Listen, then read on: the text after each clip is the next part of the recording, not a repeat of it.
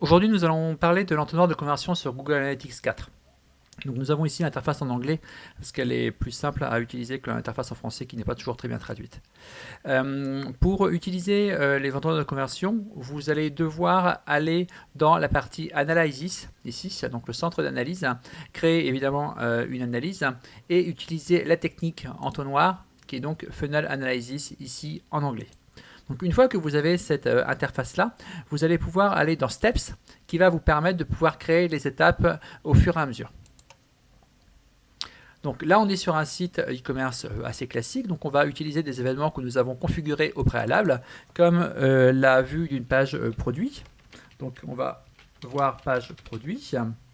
Ensuite, on choisit l'événement qui correspond à la page produit, qui est un view item.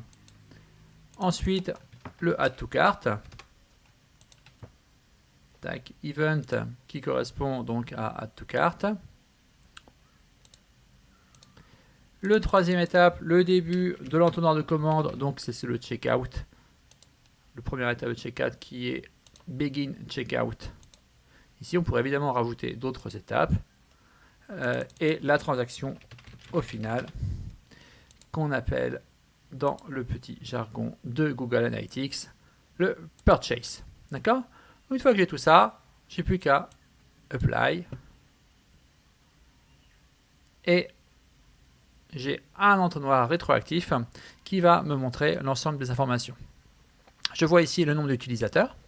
Donc les 76 000 personnes qui ont vu la page produit, 12 000 qui ont fait un add to cart, 10 000 qui ont vu le récapitulatif panier, donc l'étape de checkout, et 5 000 qui ont fait une transaction. D'accord? 5 000 et quelques. Donc ça vous permet déjà d'avoir une bonne information rien qu'à ce niveau-là. Ce qui est intéressant à savoir, c'est que c'est rétroactif. Donc vous n'avez pas besoin de penser au préalable l'ensemble de vos étapes pour pouvoir créer cet entonnoir. De même, cela va prendre en compte non seulement des pages vues, mais aussi des événements. Ici, on ne s'est basé que sur des événements, par exemple. Donc contrairement à GA3 où on était bloqué par les pages vues, ici, on a vraiment quelque chose d'extrêmement flexible et de très, très maniable. Un élément extrêmement intéressant aussi, vous voyez la variable, la métrique qui est la plus utilisée ici, c'est users. Okay, donc on est sur des entonnoirs de portée utilisateur. Sur Analytics, par défaut, les entonnoirs étaient de portée session, ce qui posait un vrai problème d'analyse, supposons qu'une personne mettait plus de 30 minutes entre son ajout au panier et sa transaction. Google Analytics considérait qu'entre l'ajout au panier et la transaction, il y avait un abandon. Parce que c'était pour deux sessions différentes, comme il y avait plus d'une demi-heure d'interaction entre les deux événements. Et donc, évidemment, cela a posé un petit problème, parce que la personne n'avait pas vraiment abandonné, en tout cas au niveau de l'utilisateur. Donc ici, on prend vraiment le nombre d'utilisateurs qui ont fait un add to cart. Donc ce n'est pas 12 000 add to cart, c'est 12 000 utilisateurs qui ont fait au moins un add to cart. D'accord?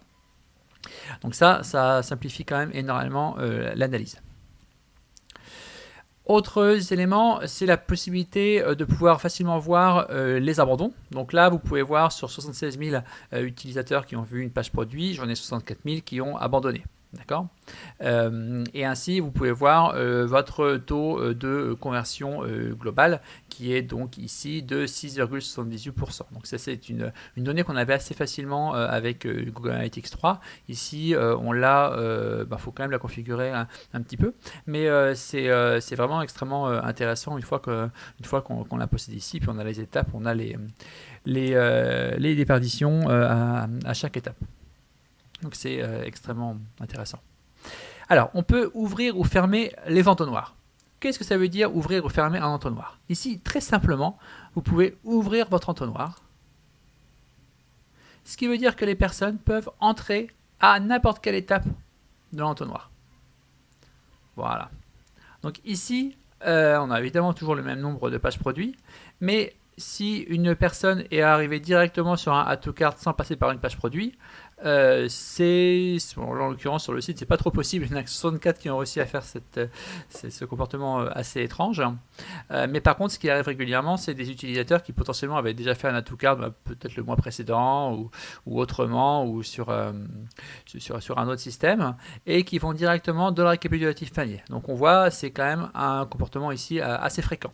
Et on peut tout à fait cliquer pour aller voir précisément ces utilisateurs-là, qui ils sont et ce qu'ils ont fait. Voilà. Donc ça, c'est vous créez même une audience sur ce segment de personnes.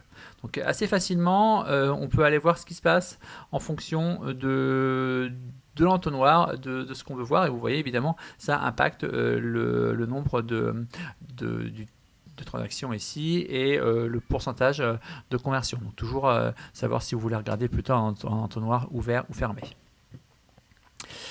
Ensuite, on peut aller faire une répartition, donc breakdown en anglais.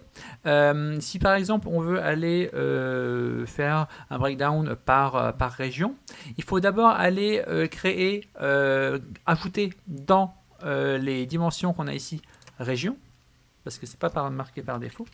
Donc, je vais l'ajouter, région ici. Tac. Et je peux faire un glisser-coller qui me permet de pouvoir avoir les produits par région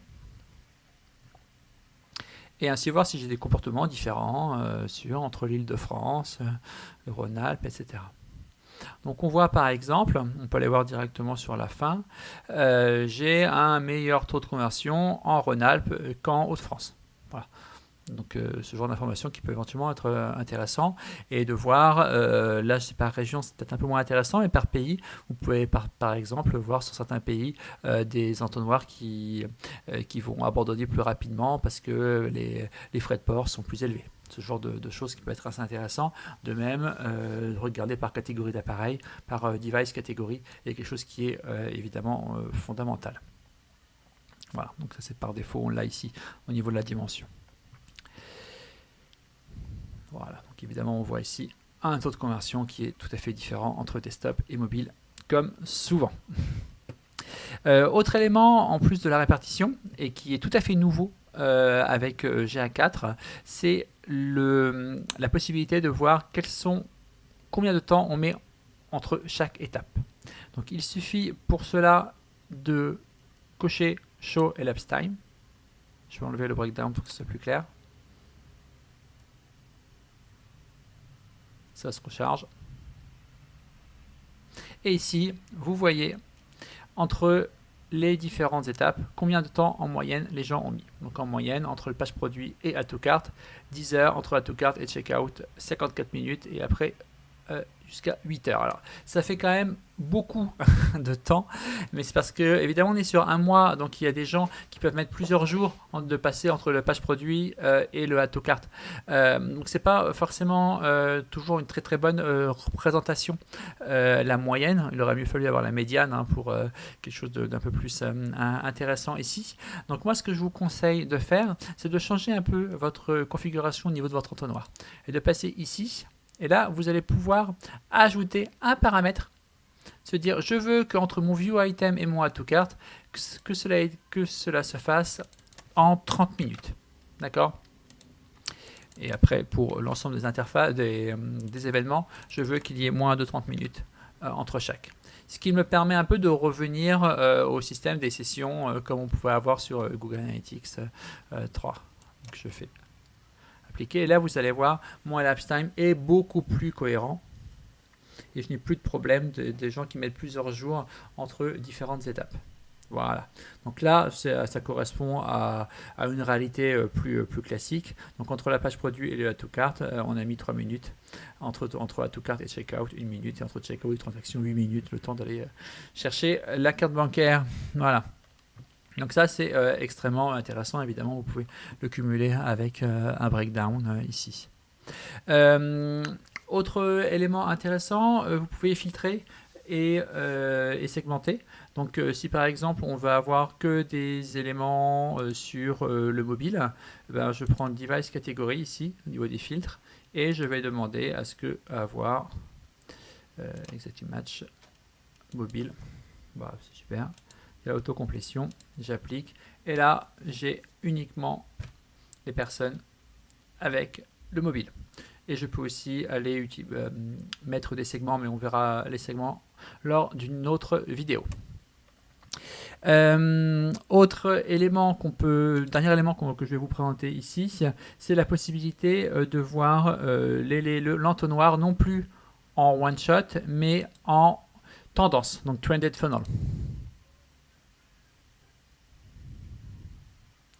Et là, on va pouvoir voir l'ensemble des étapes et voir au cours du temps, est-ce qu'il y a eu un drop ou pas. Donc là, bon, c'est assez stable, hein, c'est assez logique. On voit là l'ensemble des utilisateurs, on ne voit pas énormément de choses. Mais s'il y avait eu tout d'un coup un élément qui aurait pu nous sauter aux yeux, on l'aurait vu ici. Donc ça peut être extrêmement intéressant de monitorer cela, voir si tout est cohérent en fonction des dates. Donc voilà, donc l'entonnoir de conversion, c'est vraiment un élément clé et central sur GA4 qui est extrêmement plus utilisable que sur l'ancien Analytics, hein, où clairement les entonnoirs n'avaient pas été remis à jour depuis très longtemps, depuis en gros 2005. Donc là, on a vraiment une vraie refonte, ce qui est extrêmement appréciable. Merci d'avoir regardé cette vidéo. N'hésitez pas à suivre notre chaîne YouTube pour être tenu au courant des nouveautés data et analytics. Et si vous avez des questions ou souhaitez qu'on vous accompagne dans le marquage ou l'exploitation de toutes ces données, faites appel à vos petits mots.